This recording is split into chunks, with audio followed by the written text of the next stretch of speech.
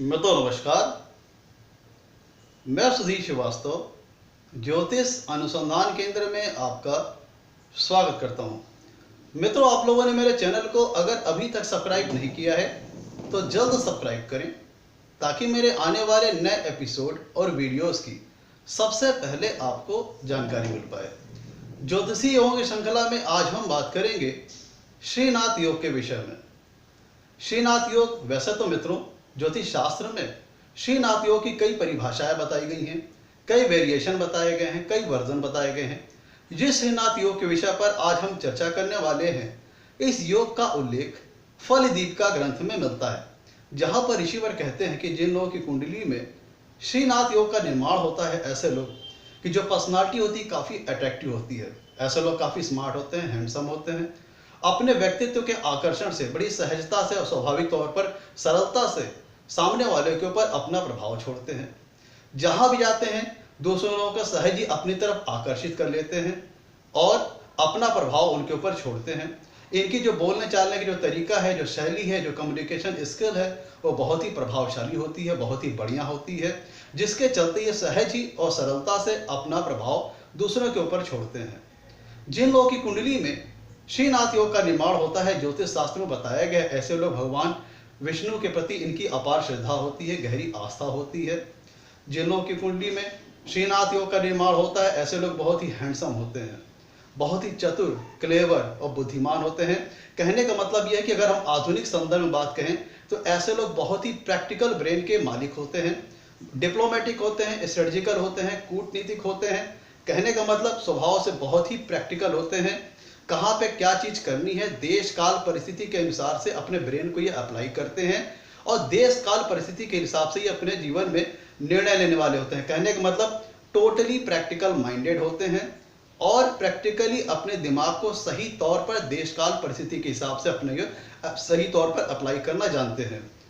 बहुत वाक कौशल के बेहद धनी होते हैं। इनकी जो कम्युनिकेशन स्किल होती है बहुत अच्छी होती है, बहुत अच्छी क्वालिटी की होती है, जिसके चलते ये बड़ी सहजता से ही अगर कहीं ग्रुप में बैठे हैं, कहीं 10 लोगों के बीच में बैठे हैं, तो बड़ी सरलता से अपना प्रभाव उन लोगों के ऊपर छोड़ते हैं और सहज ही उन लोगों को अपनी तरफ आकर्षित कर लेते हैं। ऐसे लोगों को अपने जीवन में परिवार का सुख बहुत अच्छा मिलता है, इन्हें पत्नी का, बच्चों का सुख बहुत अच्छा प्राप्त होता है और ऐसे लोग भोग विलासी भी होते हैं। इनको अपने जीवन में सभी प्रकार के सुख, वैभव और सुखों से संबंधित सभी संसाधन अपने जीवन में प्राप्त होते हैं, सुखी होते हैं, समृद्ध होते हैं और बहुत ही आनंद के साथ अपना जीवन व्यतीत करते हैं। मित्रों, अब हम बात करते हैं कि कुंडली में श्रीनाथ योग का निर्माण होता कैसे है। तो फलदीपिका ग्रंथ में जो ऋषिवर ने जो परिभाषा बताई है, जिसके तहत कुंडली में श्रीनाथ योग का निर्माण होता है, अब हम उसकी परिभाषा पर बात करते हैं। तो श्रीनाथ योग की जो परिभाषा बताई गई है फलदीपिका ग्रंथ में, जहां पर ऋषिवर ने कहा है कि 3 ग्रह शुक्र, बुध और नवम भाव का स्वामी अर्थात नवमेश कुंडली के केंद्र स्थान में होना चाहिए या त्रिकोण स्थान में होना चाहिए और साथ ही साथ चाहे अपने स्वराशि का हो, चाहे अपनी उच्च राशि का हो या अपनी मित्र राशि का हो, तब जाके कुंडली में श्रीनाथ योग का निर्माण होता है। मित्रों, परिभाषा को ध्यान से समझिएगा।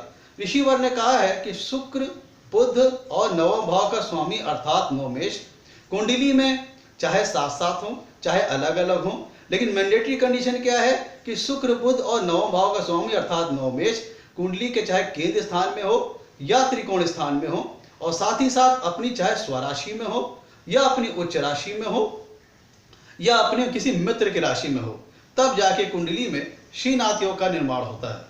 मैं तो आपको समझाने के लिए मैं एक सैंपल चार्ट के माध्यम से आपको बताता हूं कि किस प्रकार से कुंडली में श्रीनाथ योग का निर्माण हो सकता है। मित्रों, मैंने आपको समझाने के लिए एक वृषभ लग्न की कुंडली ली हुई है, ध्यान दीजिएगा।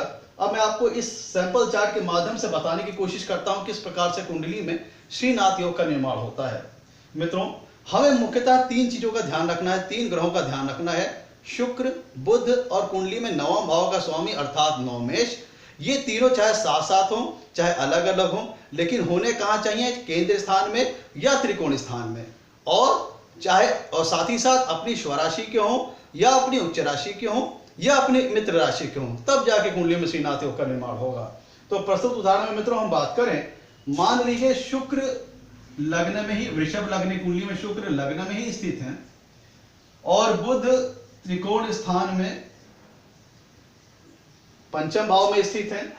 और इस वृषभ लग्न के चार्ट में मित्रों नवम भाव में आ रही है मकर राशि, जिसके स्वामी होते हैं शनि। तो मान लीजिए कि शनि नवम भाव में अपनी स्वराशि में ही स्थित है। मान लीजिए कि शनि नवम भाव में अपनी स्वराशि में स्थित है, तो फिर जाकर के कुंडली में श्रीनाथ योग का निर्माण होगा। मैं आपको एक उदाहरण के माध्यम से समझाने की कोशिश कर रहा हूं। जैसे कि परिभाषा में बताया गया, हमें विशेषता 3 ग्रहों का ध्यान देना है, शुक्र, बुध और नवम भाव स्वामी अर्थात नवमेश का। ये तीनों ग्रह चाहे साथ साथ हों चाहे अलग अलग हों, लेकिन कंडीशन क्या है, मैंडेटरी वो ये है कि ये तीनों के तीनों ग्रह चाहे केंद्र स्थान में हो या त्रिकोण स्थान में रहेंगे, साथ ही साथ चाहे अपनी स्वराशि में रहेंगे या अपनी उच्च राशि में रहेंगे या अपनी मित्र राशि में रहेंगे। तो प्रस्तुत उदाहरण में मित्रों देखिएगा कि शुक्र कुंडली के लग्न में ही अपनी स्वराशि का स्थित है। तो शुक्र ग्रह को लेकर जो सारी बातें थी, शुक्र ग्रह केंद्र में भी विराजमान है, अपनी स्वराशि का होकर भी विराजमान है। तो शुक्र इस योग को पूरी करने वाली सारी कंडीशंस को ये पूरी कर रहा है, जितनी भी रिक्वायरमेंट्स है सारी कंडीशन को ये पूरी कर रहा है। अब हम बात करते हैं बुध की। तो बुध भी कुंडली के प्रस्तुत उदाहरण में त्रिकोण स्थान में है और अपनी स्वराशि और उच्च राशि दोनों में है। तो बुध ग्रह भी जैसे कि जो भी रिक्वायरमेंट है इस योग को बनने की कि ग्रह केंद्र या त्रिकोण में होना चाहिए, साथ ही साथ अपनी स्वराशि या उच्च राशि या अपने मित्र राशि का होना चाहिए। तो बुध कुंडली के त्रिकोण स्थान में है और अपनी उच्च राशि और स्वराशि दोनों में है। अब बचा तीसरा ग्रह। तीसरा ग्रह हुआ मित्रों शनिदेव। इस कुंडली में वृषभ लग्न की कुंडली में नवमेश होते हैं शनिदेव। नवमेश नवम भाव में आ रही मकर राशि, जिसके स्वामी होते हैं शनि। तो शनि प्रस्तुत कुंडली के त्रिकोण स्थान में अपनी स्वराशि के होकर के स्थित होकर विराजमान है। तो मित्रों तीनों ही ग्रह शुक्र, बुध और इस प्रस्तुत उदाहरण में जो नवमेश होते हैं शनि, वो तीनों ग्रह ही सारी रिक्वायरमेंट्स को पूरी कर रहे हैं। वो केंद्र और त्रिकोण स्थान में है, साथ ही साथ ये केंद्र में है या त्रिकोण में है, और साथ ही साथ या तो अपनी स्वराशि में है या अपनी उच्च राशि में है। तो इस प्रकार से तीनों ग्रह सारी रिक्वायरमेंट्स को पूरी कर रहे हैं, जिसके चलते इस उदाहरण में श्रीनाथ योग का निर्माण हो रहा है। तो मित्रों ये थी श्रीनाथ योग की परिभाषा। आपको बस ध्यान क्या देना है कि शुक्र, बुध और कुंडली का जो भी नवमेश होगा वो केंद्र में हो या त्रिकोण में हो, साथ साथ हो चाहे अलग अलग हो, लेकिन इंपॉर्टेंट कंडीशन क्या है, केंद्र में हो या त्रिकोण में हो, साथ ही साथ चाहे अपने स्वराशि का हो या अपने उच्च राशि के हो या अपने मित्र राशि के हो, तब जाके कुंडली में श्रीनाथ योग का निर्माण होगा। मित्रों ये थी श्रीनाथ योग की परिभाषा। जैसे मैंने बताया कि श्रीनाथ योग अगर कुंडली में बनता है तो ऐसे व्यक्ति की पर्सनालिटी तो सुपर रहती है, उसकी पर्सनालिटी काफी अट्रैक्टिव रहती है, प्लस साथ साथ ऐसे लोगों की कम्युनिकेशन स्किल, बोलचाल की शैली, बोलचालने का जो तरीका होता है वो काफी बहुत बढ़िया होता है, A1 क्वालिटी का होता है।